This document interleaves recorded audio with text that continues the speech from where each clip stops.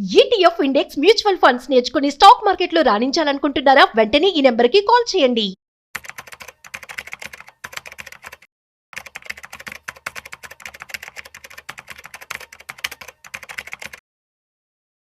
మనందరికీ తెలుసు mid cap, small cap, large cap. So వీటన్నిటిలో లార్జ్ క్యాప్ అనేది చాలా సెక్యూర్డ్గా ఉంటుంది.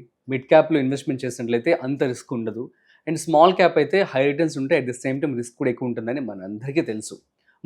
కానీ అందరూ ఎక్స్పర్ట్స్ కూడా చెప్తుంది ఏంటంటే మిడ్ క్యాప్ ఇన్వెస్ట్మెంట్ చేస్తే మంచిది అని చెప్పి. ఎందుకంటే కొంచెం స్టాండర్డ్గా ఉంటుంది కాబట్టి, ఎక్కువ వాలటిలిటీ ఉండదు కాబట్టి. అయితే యాజ్ ఆఫ్ జూన్ 2025 ఏవైతే టాప్ మిడ్ క్యాప్ కంపెనీస్ ఉన్నాయో వాటి గురించి వాళ్ళ మనతో చెప్పడానికి వెల్ది చక్రధర్ గారు మనతో ఉన్నారు. సో వారి మాటల్లో మరింత సమాచారం అడిగి తెలుసుకుందాం. హాయ్, హలో, నమస్తే, వెల్కమ్ టు సుమన్ టీవీ. నేను మీ Rajeev Pasupuleti. So let's start. Hi sir, నమస్తే. నమస్తే అండి sir. Top mid cap funds అంటే ఏమని చెప్తారు as of June 2025? Mid caps best అండి. యాక్చువల్గా మీరు చెప్పినట్టు కూడా మనకి ఏంటంటే లార్జ్ క్యాప్ అంటే ఏమో మనకి రిస్క్ తక్కువ ఉంటుంది కానీ రిటర్న్ రాదు. స్మాల్ క్యాప్ అంటే రిస్క్ ఎక్కువ ఉంటుంది కానీ రిస్క్ కూడా ఎక్కువ ఉంటుంది, రిటర్న్ కూడా ఎక్కువ ఉంటుంది. బట్ ఏదన్నా మంచి ఫండ్ ఏదైనా ఉందా అంటే అది మిడ్ క్యాపే. అందులో లో రిస్క్ ఉంటుంది, హై రిటర్న్ ఉంటుంది. మేము సాధారణంగా మా ఇన్వెస్టర్స్ చెప్పేది ఏంటంటే ఈవెన్ ఎస్ఐపి కంటే కూడా లంసంగా ఇన్వెస్ట్మెంట్ చేయండి. లంసంగా ఇన్వెస్ట్మెంట్ చేస్తే మీకు మంచి రిటర్న్ వస్తుందని చెప్తుంటామండి. జనరల్ గా చాలా మంది తెలుసు 15 1 crore అంటారు. అంటే 15,000 రూపీస్ ఎస్ఐపి కనుక మనం వేసుకుంటూ వెళ్తే 15 years ఆగితే మనకి 1 crore వస్తుందని చెప్తాం. సో ఆ ఫార్ములాలో కరెక్ట్గానే ఉంటుందండి. కానీ ఆ 1 crore వాల్యూ ఎంత అని చూస్తే చాలా తగ్గిపోతుంది. ఇప్పుడు చూడండి, మనం మొదలుపెట్టే టైంకి 15,000 మనకి యావరేజ్ గా 3 crores అన్న చేతిలో ఉంటే గానీ మనం ఇండియన్ ఎకానమీకి, ఇన్ఫ్లేషన్ కి మ్యాచ్ కాదు. ఇక్కడ మనం 15 years వెయిట్ చేస్తున్నాం, బాగానే ఉంది. మనం 15,000 రూపీస్ పర్ మంత్ ఇన్వెస్ట్మెంట్ చేస్తున్నాము అంటే మొత్తం మన టోటల్ ఇన్వెస్ట్మెంట్ మన పాకెట్ నుంచి ఎంత ఇన్వెస్ట్మెంట్ చేసాము అంటే 27 lakhs ఇన్వెస్ట్మెంట్ చేసాం. సో దానికి మనకు వచ్చింది ఎంత అంటే 1 crore వచ్చింది. సో 15 years తర్వాత ఆ 1 crore వాల్యూ ఏంటి అంటే మళ్ళీ 37 lakhs వస్తుంది. సో మనం పెట్టింది ఇంచుమించు ట్యాక్స్ అన్ని పోయి అంతే వచ్చింది. సో అలా కాకుండా మిడ్ క్యాప్లో కనుక లంసంగా పెడితే ఎలాంటి పర్ఫార్మెన్స్ ఉంటుందని చెప్తాము.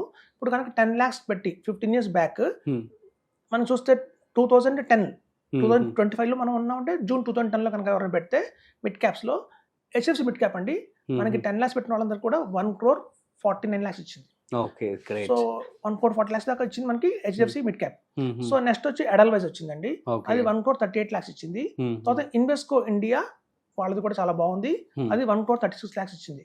సో 2 lakhs డిఫరెన్స్ లో మనకి టాప్ 3లో హెచ్డిఎఫ్సి మిడ్ క్యాప్, తర్వాత వచ్చి ఎడల్వైజ్, తర్వాత ఇన్వెస్కో ఇండియా, తర్వాత మనకి కోటక్ ఎమర్జింగ్ ఈక్విటీ ఫండ్ అంటారు. Kotak emerging equity fund mid క్యాపే, అది కూడా మనకి ఇంచుమించుగా 1,30 lakhs దాకా వచ్చింది. సో మీకు చూస్తే నిప్పాన్ ఇండియా గ్రోత్ ఫండ్ ఎక్కడ ఉంది, చాలా పాపులర్ గా ఇండియా అందరికీ తెలుసు. ఒక నిప్పాన్ ఇండియా గ్రోత్ ఫండ్ అంటే ఒక బెస్ట్ మిడ్ క్యాప్ ఫండ్ అని.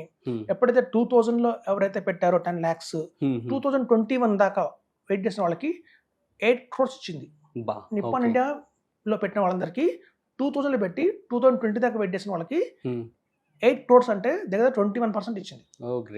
సో అట్లాంటి Nippon India growth fund next 15 yearsలో తీసుకుంటే 10,000 నుంచి 2010 నుంచి 15 దాకా తీసుకుంటే మనకు ఈ 15 yearsలో చూస్తే అది 12th position వెళ్ళిపోయింది. అంటే ఒకప్పుడు నెంబర్ 1లో మిడ్ క్యాప్ కాస్త ఇప్పుడు 12th position వచ్చేసింది. ఇప్పుడు 2010లో ఎవరికైతే పెట్టారో 10 lakhs వాళ్ళకి హార్డ్లీ 96 lakhs ఇచ్చిందండి. అంటే 1 crore కూడా రీచ్ కాలా అది. సో పర్ఫార్మెన్స్ అనేది అలా పడిపోతూ వస్తుంది. మనం ఈవెన్ క్వాంట్ తీసుకుందాం. క్వాంట్ అంటే ఇవాళ చాలా పాపులర్ అయిన ఫండ్ హౌస్, అది కూడా మనకి 16th place లో ఉంది. అది కూడా హార్డ్లీ 80 lakhs ఇచ్చింది, 80 lakhs అంతే. అందరికంటే కొంచెం తక్కువ అయితే బిర్లా సన్ లైఫ్, అందులో పెట్టిన మనకి 10 lakhs మిడ్ క్యాప్ లో పెడితే 75 lakhs దాకా ఇచ్చింది. సో మీరు చూస్తే ఒకప్పుడు టాప్ పర్ఫార్మింగ్ ఫండ్ హౌసెస్ వస్తా మీకు గ్రాడ్యువల్ గా పడిపోతుంటాయి. అలా జరుగుతుంది మ్యూచువల్ ఫండ్స్ లో.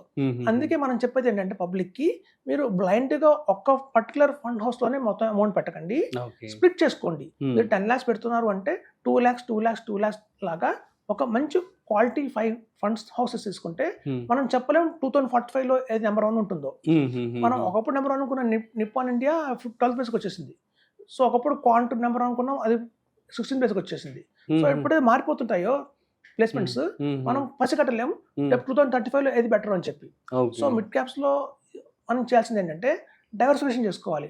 అట్లీస్ట్ 3 lakhs 4 lakhs లాగా 3 ఫండ్ హౌసెస్ లో కూడా మినిమం గా పెట్టాలి.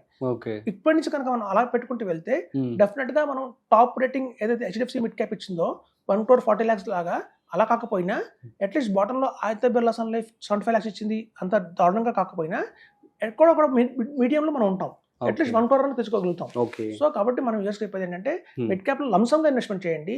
ఎస్ఐపి ఫామ్లో ఇన్వెస్ట్మెంట్ చేస్తే కూడా మనకి పెద్దగా రిటర్న్ రాదు, ఎందుకంటే లాంగ్ టర్మ్లో ఆ రూపాయి వెళ్ళి పడిపోతుంది. సో తక్కువ ఇన్వెస్ట్మెంట్ చేయాలి, ఎక్కువ రిటర్న్ చేయాలంటే తెచ్చుకోవాలంటే మాత్రం లంసంగా ఇన్వెస్ట్మెంట్ చేయాలండి. అది ఈవెన్ 1 lakh అవ్వచ్చు, 2 lakhs అవ్వచ్చు. మనం చెప్తున్నాం 10 lakhs పెట్టిన వాళ్ళకి 1 crore 40 lakhs వచ్చిందని, అలాగే 1 lakh పెట్టిన వాళ్ళకి 14 lakhs వచ్చింది. సో 1 lakh పెట్టినా 14 lakhs తెచ్చుకోవడం అనేది పెద్ద మాటే. 2 lakhs పెట్టినా 28 lakhs వచ్చి ఉండేది. సో కాబట్టి ఖచ్చితంగా ఆన్ అండ్ యావరేజ్ గా అయితే 1 crore వస్తుందండి. ఇక్కడ నుంచి కూడా నెక్స్ట్ ఎకానమీ చాలా బాగుంది కాబట్టి. సో మనం టార్గెట్ అయితే 15 years లో 1 crore తెచ్చుకోవాలి అంటే మాత్రం ఇవాళ మనం 10 lakhs ఇన్వెస్ట్మెంట్ చేయాలి. ఆ 10 lakhs కూడా అట్లీస్ట్ 3 or 5 మిడ్ క్యాప్స్ పెట్టాలి. లంసంగా పెడితే మాత్రం మనకి ఖచ్చితంగా ఈ రిటర్న్ వస్తుంది. అలాగే టాక్సేషన్ తెలుసు మనకి, చాలా 12.5% ఆన్ ద నెట్ వస్తుంది, ప్రాఫిట్ మీద ఉంటుంది. At the same time churning ఉండదు. మనకి ఏంటంటే రాబోయే రోజుల్లో మనకి ఎక్స్పెన్సెస్ తగ్గుతున్నాయి మ్యూచువల్ ఫండ్స్ లో. ఎప్పుడైతే కార్పస్ పెరుగుతుందో, ఒక ఫండ్ లో కార్పస్ అనేది పెరుగుతుందో ఆటోమేటిక్గా ఎక్స్పెన్సెస్ తగ్గుతాయి. సో ఇవన్నీ కూడా మనం మైండ్ లో పెట్టుకుంటే కనుక large cap, mid cap, small cap చాలా మంచి పెద్ద పొరపాటు ఏంటంటే ఒక 10-15 ఫండ్స్ లో ఇన్వెస్ట్ చేస్తారు. అందులో 20% వచ్చేది 2 ఉంటాయి, రిమైనింగ్ 8 కూడా 10, 12, 11, 9 కొంత దారుణంగా నెడ్యూల్ కూడా ఉంటుంది. సో ఇట్లాంటి అలా మొత్తం ఆన్ అన్ యావరేజ్ తీసుకుంటే వాళ్ళ పోర్ట్ఫోలియో ఇచ్చేదంతా అంటే 12% రిటర్న్ వస్తుంది. సో 12% రిటర్న్తో మనకి పెద్దగా లాభం అయితే రాదండి. సో అట్లీస్ట్ మనకి 18+ ఉండాలి. సో అలా ఉంటే మనం ప్లాన్ చేసుకుంటే మాత్రం మనకి ఎక్కువ రిటర్న్స్ తెచ్చుకోవచ్చు అని చెప్తున్నాను. ఓకే, మరి ఒక 5 చెప్పొచ్చుగా మీరే, ఒక 6 ఫండ్స్ ప్రస్తుతం బంధన్ వాళ్ళు కూడా చాలా బాగుంది. So Bandhan on going, Nippon India అది మనం డౌన్ లో ఉన్నా రేపొద్దున గొప్ప పోవచ్చేమో, అది కూడా తీసుకోవాలి. అంటే కొన్ని ఓల్డ్ ఫండ్స్, కొన్ని కొత్త ఫండ్స్, కొత్త ఫండ్ హౌసెస్ ని మనం తీసుకోవాలండి. ఇప్పుడు బజాజ్ వాళ్ళు కూడా బాగుంటుంది రాబోయే రోజుల్లో.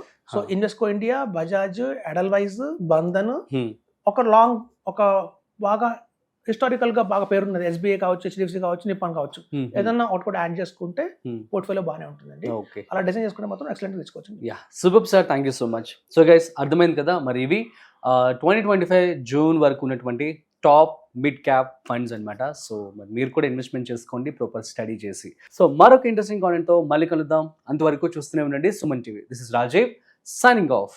వీడియో నచ్చినట్లయితే like, share and subscribe. Thanks for watching.